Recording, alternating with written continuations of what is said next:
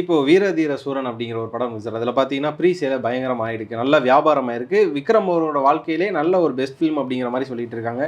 திரும்பி பார்க்குற மாரியான ஒரு கதை. ஏன்னா பார்ட் 2 வேற ஃபர்ஸ்ட் ரிலீஸ் பண்றாங்க. பொங்கலுக்கு வரும்னு நினைச்சிட்டு இருக்கப்போ விடாமுயற்சி வரதுனால அந்த ரேஸ்ல இருந்து அவங்க பின்தங்கினதாகவும், இப்ப விடாமுயற்சியே குழப்பத்துல இருக்கிறதுனால, உன்னைய நம்பி நானும் இப்படி வந்துட்டேனேன்னு சொல்லி அவங்க ஒரு மனக்குமுறல்ல இருக்க மாரியான ஒரு விஷயங்கள் சொல்றாங்களே சார். எப்பவுமே பெரிய படங்கள் வரும்போது கொஞ்சம் அடுத்த கட்ட படங்களுக்கு இந்த சிக்கல் இருக்கு. Okay sir. நீங்க வந்தாலும் பரவாயில்ல, நான் வருவேங்கிற முடிவு எடுத்துட்டீங்கன்னா பிரச்சனை இல்லை. இப்போ வணங்கான் வந்து விடாமுயற்சி வந்தால் கூட பரவாயில்ல, எனக்கு கிடைக்கிற தியேட்டர் கிடைக்கட்டும், நான் வர்றேன்னு அவங்க வந்துட்டாங்க. ஆமா. வந்துட்டாங்க, பிரிண்டெல்லாம் எஃப்எம்எஸ் பிரிண்டெல்லாம் அனுப்பிச்சி விட்டாங்க.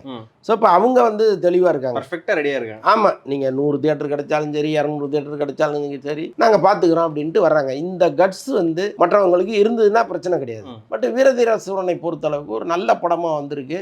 ஒரே நேரத்தில் அதிக தியேட்டர் கிடைச்சதுன்னா கலெக்ஷன் நல்லா வரும். ஏன்னா அவங்க ஒரு பக்கம் வெயிட் பண்ணுறாங்க. ஓகே, அதுதான் இதில் ஒரு காரணம். பட் இந்த மாதிரி விடாமுயற்சி மாதிரி பெரிய படங்கள் இப்போ அவங்களுக்கே வந்து இது வருமா வராதாங்கிறது தெரியல. ஏன்னா எல்லாரும் ஓடுறாங்க, ஒரு குறிப்பிட்ட இடத்துல எல்லாமே முடிஞ்சு நல்லபடியாக வந்ததுன்னா படம் வந்துடும்.